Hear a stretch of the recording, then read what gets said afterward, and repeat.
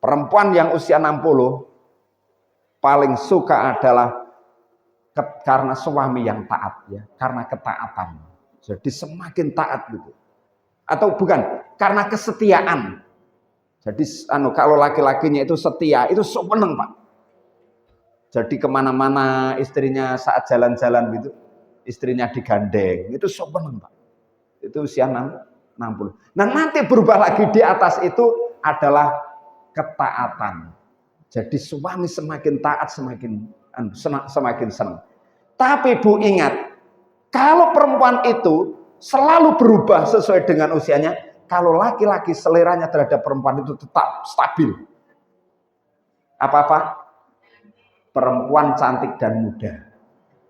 Oh itu seleranya masih tetap sama toh? Stabil. Iya konsisten. Waktu usia sebelum 30 laki-laki itu suka sekali perempuan yang cantik dan muda. Usia 40 juga sama, bahkan 90 isek seneng. Gak percaya jenengan kan? Wong winginane ono kok kakek-kakek menikah dengan usia 18 tahun kok. Perempuan apa gak seneng ngono, Pak? Ditakoni, sampean kok seneng ambek kakek? Gak ngerti. Aku ndelok kakek-kakek iku kok koyo tampan. Ngono ya, Pak. Makanya jodoh itu memang Pak, ndak bisa dibohongi ya.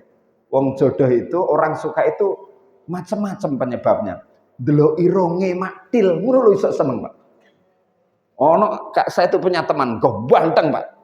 Yang perempuan itu biasa. Padahal ironge mohon maaf ya rada cilik ngono, Pak.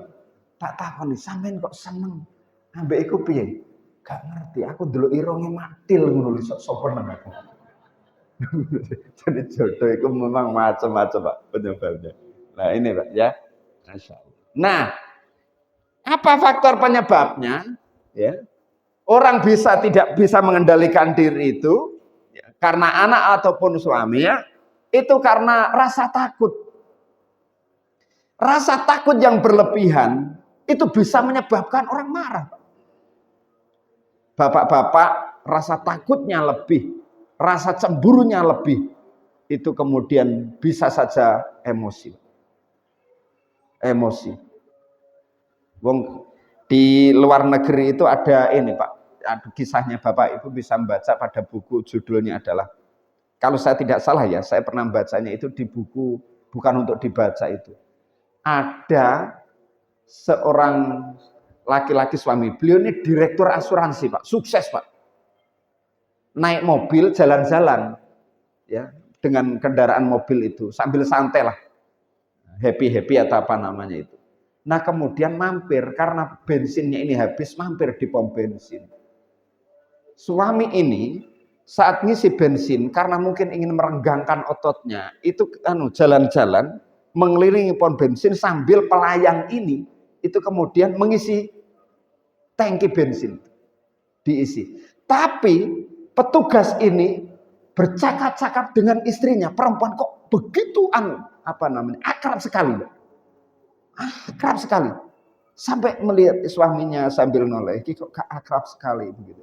Tapi suaminya ini bisa mengendalikan diri. Wong karena pikirannya wong itu hanya petugas pom bensin SPBU saja kan. Santai di. Kemudian sambil menggoda, setelah selesai sambil menggoda, wahai istriku, tadi kok cakap-cakapnya, diskusinya kok akrab sekali. Kok akrab sekali. Ya sebetulnya agak cemburu juga ya, namanya orang. Ya. Nah kemudian siapa? Kenal. Oh iya ya, itu adalah pacar saya dulu saat SMA. Pacar cuit-cuit gitu kan. Itu saya pernah pacaran itu saat SMA dengan itu teman saya itu selama 1 tahun. Oh makanya coba wahai istriku, kalau kamu itu menikah dengan orang itu, pasti kamu akan menjadi istri dari petugas SPBU. Mungkin tidak akan senyaman sekarang hidupmu. Suami tidak istri tidak cerdas, Pak. Tidak emosi, Pak.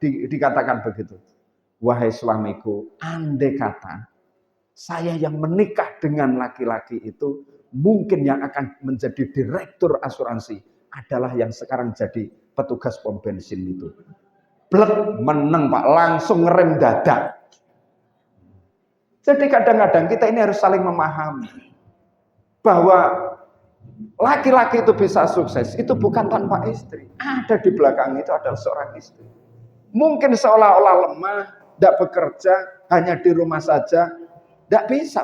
Tapi dengan di rumah kemudian seolah-olah tidak bekerja, doa-doanya itu yang akan melangit. Sholat duhanya itu yang kemudian akan sampai. Yang itu akan menyebabkan rizki suami itu lancar.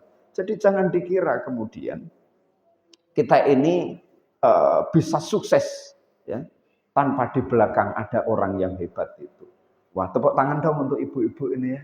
Wah, bapak-bapak menengahi Pak, gak usah tepuk tangan jadi. Tepuk tangan. Nanti di rumah saja tepuk tangan. Insyaallah. Jadi begitu Pak. Tetapi kemudian rasa takut yang berlebih itu akan menyebabkan emosi semakin tinggi jika tidak sesuai, Pak. Tidak sesuai dengan keinginan Bapak. Dengan keinginan itu. Ya, itu akan. Nah, ini sekarang pada anak kasusnya. Orang tua marah, ya, biasanya karena takut terhadap sesuatu hal yang buruk menimpa anaknya atau sesuatu yang buruk menimpa suami atau istrinya, ya. Ya, rasa takut bisa membuat orang spontan berteriak atau bahkan memukul anak. Ya, memukul anak. Wah, ini Pak. Jadi maka hati-hati ya. Nah, rasa takut hanya kepada Allah saja. Yang perlu dianukan. Terhadap orang tidak usah berlebihan. Ya, biasa saja ya. Kemudian yang kedua, itu orang tidak bisa mengendalikan emosinya, bisa karena stres. Sekarang surveinya itu masih cukup banyak yang stres, Pak. Nanti setelah tahun 2024, setelah ada pengumuman jadi dan tidak jadi, itu banyak yang stres lagi. 2024, ya kan? Jago negak dadi stres. Apa mana sing mencalonkan diri wis kadung teh akeh. Makanya di sini ada calon nggak? Nggak ada ya? Insya Allah, nasibnya memang jadi takmir semua gitu. Ya, Masya Allah. Tapi kalau kemudian seorang calon punya bekal iman yang bagus, dia akan bisa memaknai hidup. Dia akan bisa memaknai hidup. Tidak apa-apa. Wong itu bagian dari perjuangan. Maka saya kalau boleh menyarankan Pak, di sini itu kan ada bagian dari keluarga kita di Semolawaru. Mana nih Pak? Sini apa namanya Pak? Nah, itu calon DPR kan? Sudah kenal Pak? Nah, sing belum kenal angkat tangan. Iya. Makanya nanti pilih yang sudah jelas aja Pak. Kalau presiden, calon presiden silahkan nanti sesuai hati nurani. Tapi ini bagian dari jihad politik kita. Kalau ada orang yang baik, yang beriman, masuk setidaknya nanti bisa memberikan alternatif. Perlu disebut jenengnya tak Pak? Jeneng. Hah? Pak jelaskan Pak, sopo jeneng Pak? Sekarang ada Gus Diki, putra dari Ustadz Khairuddin. Masya Allah, itu ya. Silakan Pak. Nah, nanti ya. Jadi itu. Nah, kembali lagi pengaruh stres ya. Kondisi yang sedang banyak pikiran atau stres berat juga bisa menyebabkan orang tua melampiaskan kekesalan kepada anak. Terutama yang mungkin sering stres, itu bapak apa ibu? Bapak ya. Bapak apa ibu? Ibu. Ibu itu 24 jam kerja tuh Pak. Loh, apa mana belonjone kurang mana? Ya kan itu bisa stres terus itu ya. Ya. Loh, bayangkan kalau apalagi kemudian kalau istri itu bekerja. Pulang itu kemudian ada anak. kemudian nanti melihat rumahnya itu masih berserakan, kadang-kadang tidak bisa tidur. Makanya kalau kemudian stres, ya kadang-kadang perlu dimaklum, marah perlu dimaklumi. Itulah yang menyebabkan Umar bin Khattab yang jin saja lari terbirit-birit, ya, saat mau berjumpa dengannya. Itu terhadap istri kan ketika dimarahi juga diam. Sampai ada sahabat itu yang ini terkenal sekali, saya kira tinggal kita perlu melatihnya saja untuk mengamalkan. Sahabat itu datang karena dimarahi oleh istrinya, mau curhat kepada Amirul Mukminin Umar bin Khattab itu. Lah kok ndelok setelah nyampe dilihat dari jendela, lu Umar juga sedang dimarahi istrinya. Jadi podo wae. Kembali dipanggil oleh Umar. Ada apa sahabatku? Umar, saya ini mau curhat karena saya di rumah dimarahi oleh istri saya. Lah saya mau kembali loh.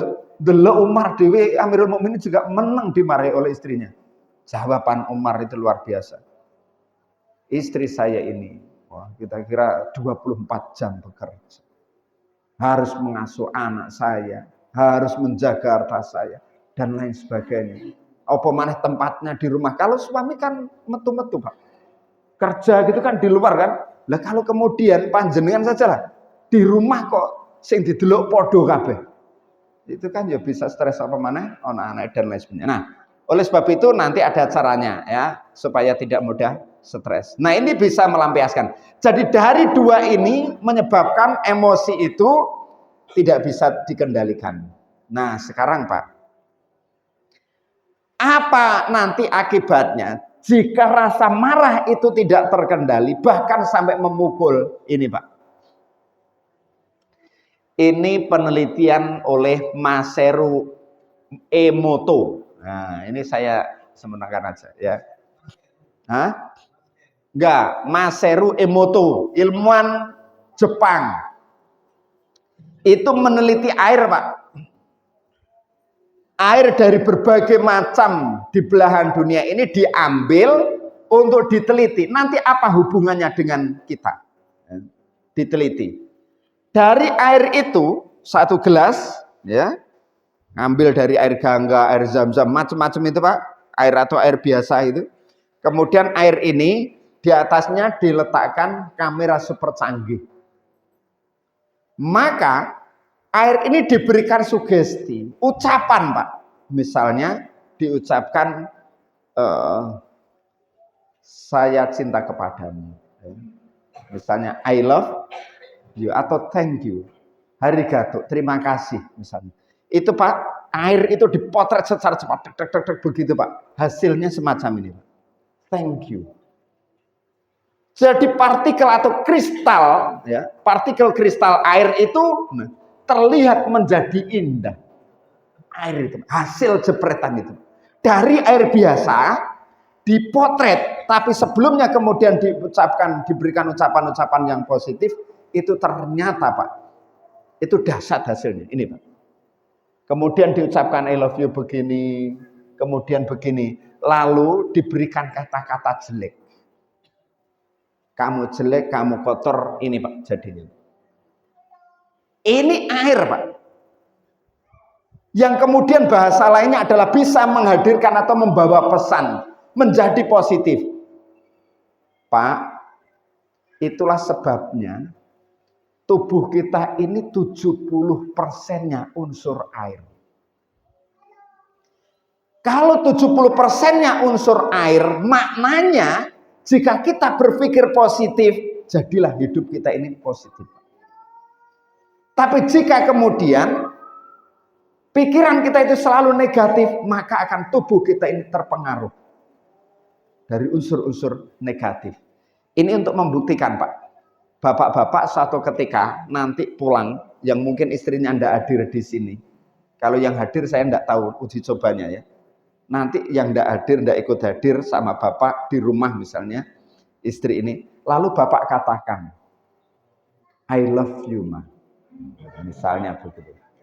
Kira-kira piye Pak? Kaget. Tapi ingat kagetnya itu langsung meneng-meneng menyelinap neng ngarepe cermin. Bener nggak Bu? Pernah nggak jenengan melakukan itu? Bu, jenengan pernah nggak suaminya sekarang akhir-akhir ini ngomong I love you, Ma? Pernah, Bu? Lu belas. Podo wae ambek aku. Ya Allah. Ini loh, Pak. I love you. Makanya ketika diucapkan begitu, Pak, itu tiba-tiba langsung gemercing. Langsung seneng, Pak. Wajahnya itu langsung gemerlap seperti sinar. Seneng, Pak. Makanya nanti bapak-bapak kita mencoba untuk terus melakukan itu. Demikian juga sebaliknya, istri melakukan itu. I love you, Pak. Gelem Bu jenengan pret. Gelem jenengan. Aku ya nunggu suamiku dhisik, Ustaz gitu. Hah? Oh, jadi, gitu ya Pak. Jadi unsur air di situ. Lah oleh sebab itu ini juga sangat baik. Bapak Ibu sebelum meminum air baca basmalah.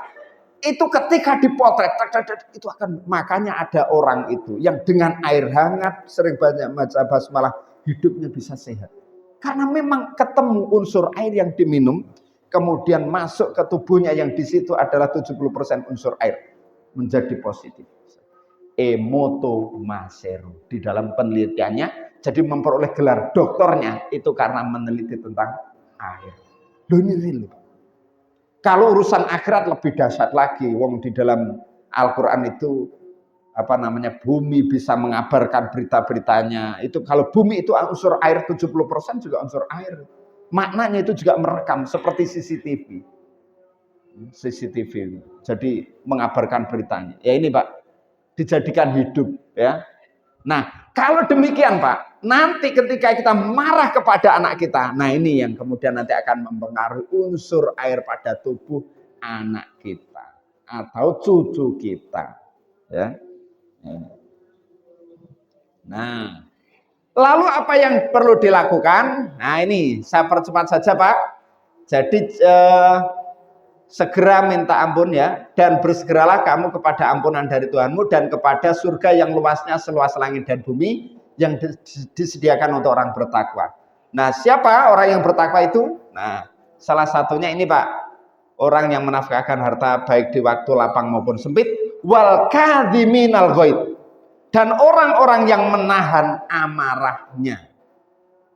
Loh Ustaz, tapi kalau kita ini menahan marah, itu juga pada akhirnya jangket jadi penyakit, betul. Makanya di ayat ini tidak berhenti pada menahan amarah, maafkan. Sebab kalau hanya berhenti menahan marah saja, itu baik sesaat. Tapi kalau terus ditahan, itu bisa saja menimbulkan penyakit. Ibu-ibu yang marah terus begitu, maka pasti tidak bahagia. Apalagi ingat masa-masa lalu masih ingin marah, kalau ketemu orang ini ingin marah, gitu. Pasti tidak bahagia. Pasti akan tidak bahagia. Makanya pada ayat ini tidak berhenti pada menahan amarah, tapi maafkan. Kalau memaafkan itu maknanya lapang, Pak. Lapang itu enak, bersih. Wah, kalau sudah begitu mantap, ya. Nah ini terhadap orang yang akan kita perlakukan, misalnya ingin marah juga perlu ditahan dulu. Allah menyukai orang-orang yang berbuat baik. Siapa yang berbuat baik? Yang berbuat baik adalah orang yang menafkahkan hartanya, orang yang menahan amarahnya dan memberikan maaf. Ya, maafkan. Nah, sekarang Pak, ini. Lalu bagaimana cara bijak mengelola emosi pada anak atau istri, ya, atau suami? Ya. Yang pertama, tentukan situasi saat Anda marah. Tentukan situasinya. Loh, marah kok ditentukan situasinya? Nah, apakah bisa? Seringkali saat kita marah kepada anak, masalahnya sebenarnya sepele. Maka tetapkan dulu batasan-batasan perilaku, mana yang perlu ditindak tegas dan mana yang masih bisa dibicarakan baik-baik. Jadi situasinya ditentukan dulu. Ya. Ingat, tidak semua kenakalan anak harus direspon dengan cara memarahi atau menghukum anak. Kalau mau kita bahasakan orang dewasa, tidak semua ya kan keanehan dari pasangan ya itu direspon dengan cara memarahi ya. Dengan begitu kita pun akan lebih tenang dalam menghadapi ya ulah dari semuanya itu ya. Cara mengendalikan emosi pada anak yang pertama adalah pilihlah kesalahan anak yang penting-penting saja, seperti jika ia bersikap buruk dengan orang lain ya. Atau kalau orang dewasa ya kita sesuaikan saja. Sementara untuk kesalahan sepele seperti menaruh jaket di lantai sebaiknya tidak perlu disikapi dengan marah. Terhadap suami juga begitu. Kalau hanya sepele, hanya ngopi, ya kan?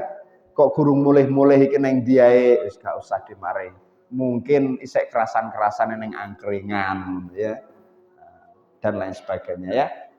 Jadi hal ditentukan saja. Ya kalau diingatkan memang perlu, ya kan? Apalagi apa namanya? Ya saling mengingatkan lah. Nah, ini ya. Kemudian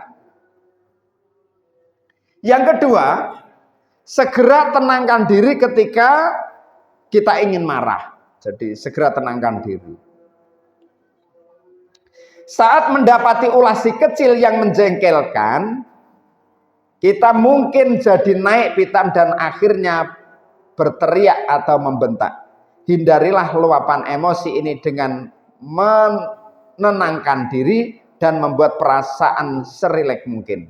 Salah satu cara mengendalikan emosi pada anak yang paling efektif adalah dengan menarik nafas sedalam mungkin, kemudian embuslah dan ulangi beberapa kali emosi, Anda akan stabil.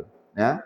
Jadi kalau agama kita Pak, itu mengajarkan, kalau marah itu posisinya berdiri, maka apa Pak? Duduk. Kalau duduknya masih marah, ya berbaring. Kalau berbaringnya masih marah, ya. Apa? Ya. Boleh enggak kita ini kalau ingin marah itu posisi berdiri tapi langsung ambil air wudhu, tidak pakai duduk dulu. Kesuwen Ustadz saya kalau duduk daripada urutan berbaring dan seterusnya, tapi saya langsung wudhu.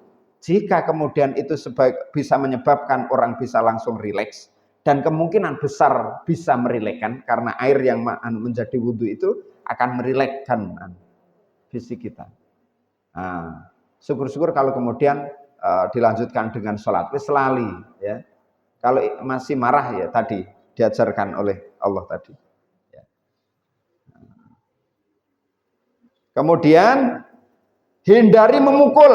Nah, ini Pak, hindari memukul. Bapak-bapak juga begitu terhadap istri, kalau marah jangan sampai memukul.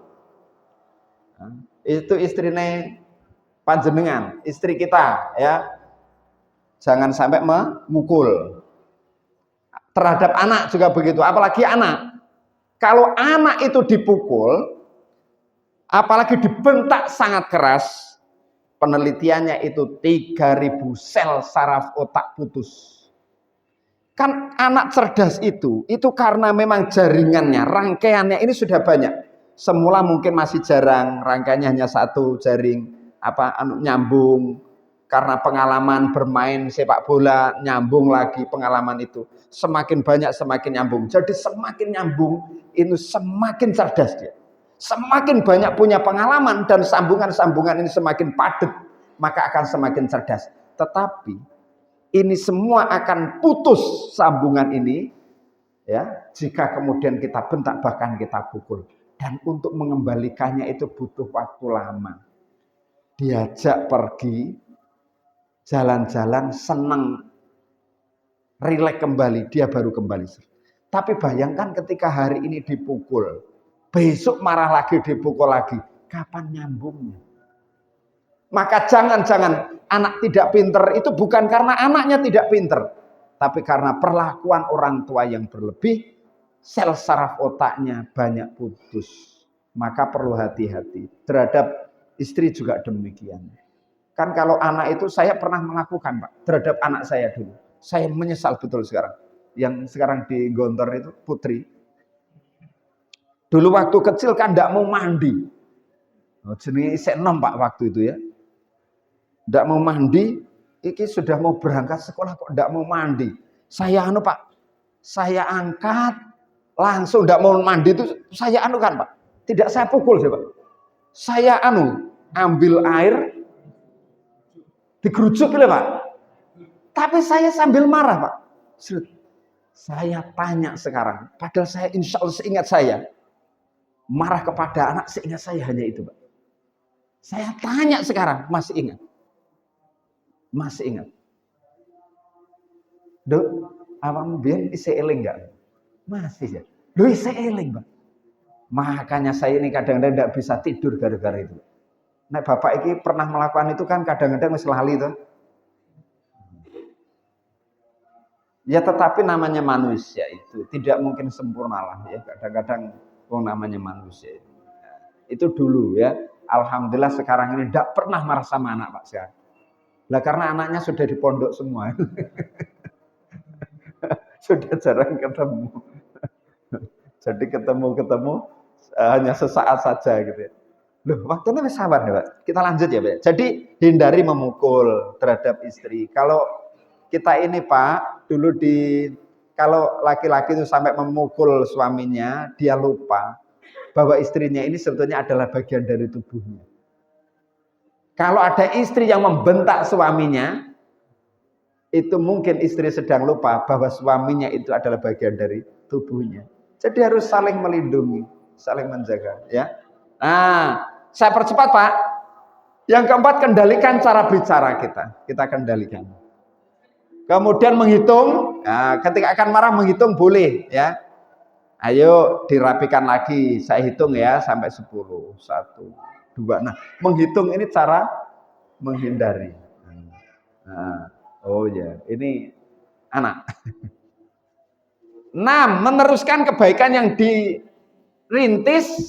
Oh, ini yang materi lalu. Ini masih kita. Nah, jadi sampai di sini Pak. Jadi menghitung. Ya. Tentukan situasi saat kita marah. Segera tenangkan diri ketika kita marah. Hindari memukul. Karena itu akan memutus sel saraf otak banyak sekali. Ya. Kendalikan cara bicara dan coba kita untuk menghitung supaya terkendali. Tetapi Allah mengingatkan kepada kita. Pada ayat mana tadi? Pada ayat ini, ya. Istri-istrimu, suamimu, anak-anakmu itu akan menjadi musuh. Tetapi musuh yang membahagiakan, bisa musuh yang bisa mengantarkan. Kalau mengantarkan kepada neraka perlu hati-hati. Tetapi dari harta anak semuanya itu adalah cobaan, dari sini akan datang itu pahala dari Allah. Oleh sebab itu dalam menghadapi anak bersabar, tetap memohon kepada Allah. Makanya berdoa Rabbi habli minas sholihin itu kapanpun kita ucapkan mohon kepada Allah. Karena anak sekarang baik, ketemu dengan orang lain bisa saja berubah tidak baik jika kemudian tidak bisa punya pemahaman ya yang baik itu. Nah, oleh sebab itu memohon kepada Allah harus terus kita lakukan. Ya, mengingat bahwa ini semua juga kita minta kepada Allah. Jadi ketika itu diujikan oleh Allah kepada kita, harus menjadi pahala yang besar untuk kita. Demikian Bapak Ibu sekalian, mudah-mudahan ada guna dan manfaatnya. Kita tutup dengan mohon kepada Allah. A'udzubillahi minasyaitonirrajim. Bismillahirrahmanirrahim. Hamda syakirin, hamdan na'imin, hamdan yuafi ni'amahu wa yukafi masidah. Ya Rabbana lakal hamdu kama yanbaghi li jalali wajhikal karim wa 'azimi sultanik. Rabbana zalamna anfusana wa illam taghfir lana wa tarhamna lanakunanna minal khasirin. Rabbana la tuzigh qulubana ba'da idh hadaitana wa hab lana min ladunka rahmah innaka antal wahhab. Rabbi habli minas sholihin. Rabbi habli minas sholihin. Rabbi habli minas sholihin. Rabbana atina fid dunya hasanah wa fil akhirati hasanah wa qina adzabannar. Subhana rabbika rabbil izzati amma yasifun wa salamun alal mursalin walhamdulillah. Terima kasih atas segala perhatian dan mohon maaf atas segala khilaf. Wassalamualaikum warahmatullahi wabarakatuh.